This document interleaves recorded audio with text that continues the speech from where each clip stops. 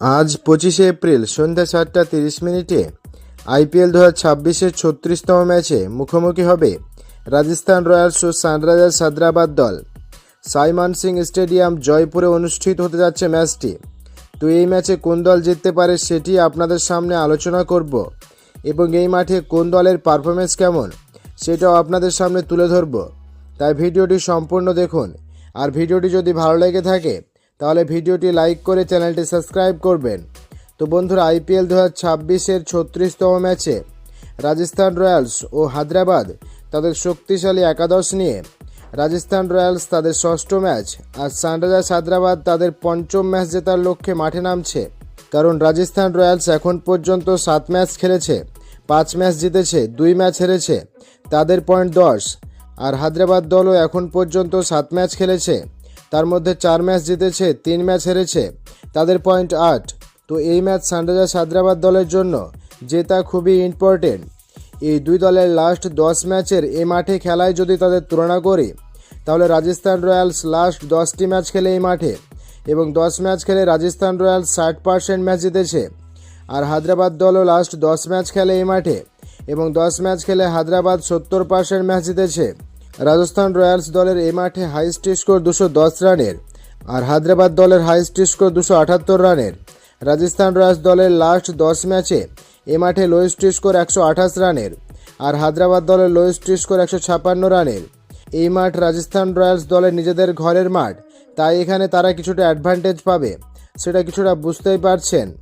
Simon Singh stadium জয়পুরে যদি last 64 ম্যাচের স্ট্যাটাস যদি আপনাদের বলি, প্রথমে যে টিম ব্যাট করবে তাদের জেতার সম্ভাবনা 36%, আবার প্রথমে যে টিম বল করবে তাদের জেতার সম্ভাবনা 64%।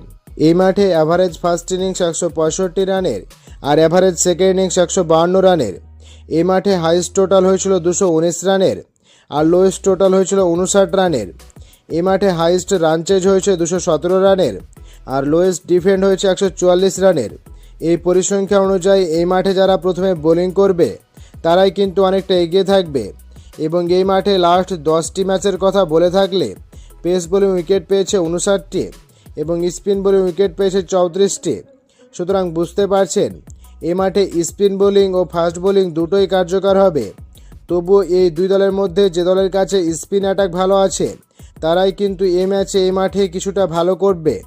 এবার যদি হেড টু হেড কথা বলি তাহলে রাজস্থান রয়্যালস ও সানরাইজার্স হায়দ্রাবাদ দল লাস্ট 10 ম্যাচে মুখোমুখি হয়েছে, তার মধ্যে রাজস্থান রয়্যালস ওই 10টি ম্যাচ খেলে মাত্র 3টিতে জয় পেয়েছে আর হায়দ্রাবাদ দল ওই 10টি ম্যাচ খেলে 60টিতে জয় পেয়েছে। এদিক থেকে ভেবে আমরা বলতেই পারি এই ম্যাচে সানরাইজার্স হায়দ্রাবাদ দল কিছুটা এগিয়ে থাকবে। তারপর রাজস্থান রয়্যালস ও হায়দ্রাবাদ দলের রিসেন্ট টিম ফর্ম দেখি তাহলে রাজস্থান রয়্যালস দল লাস্ট 5 ম্যাচ খেলে 3টিতে জয় পেয়েছে আর হায়দ্রাবাদ দলও লাস্ট 5 ম্যাচ খেলে 3টিতে জয় পেয়েছে।